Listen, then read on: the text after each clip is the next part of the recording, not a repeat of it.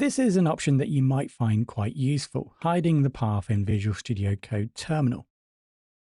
Let's open up the terminal and take a look. So create a new terminal. Now at the moment you're presented with the command prompt, and you can see that we are shown the current location of our project folder. So this terminal resides in our project folder, and from there we can run commands from our folder. So it's really handy that it does that. However, you can imagine if you have a very deeply nested project, this is going to be quite long, and it's going to take up most, if not 2 lines of your terminal. And it can kind of get in the way when you start typing out commands and having a look at outputs and trying to debug your code. So what can be useful is to remove that so you're just left with the right chevron.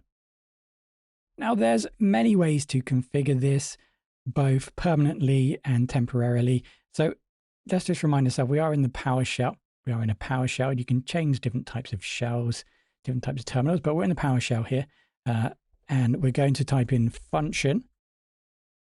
I say that because you may not have access to PowerShell. If you're, for example, working at school, for example, you may not have access to that, but I'm going to type in function and then prompt. We've got the brackets, so parentheses, sorry, and then we're going to have left curly brace, and then we're going to use the right chevron and the curly brace, and there we go. So we now have a command prompt that just consists of the right chevron. And like I said, that can be really handy when you're typing in commands, when you're looking through debugging information, when you're reading about or reading information in the terminal.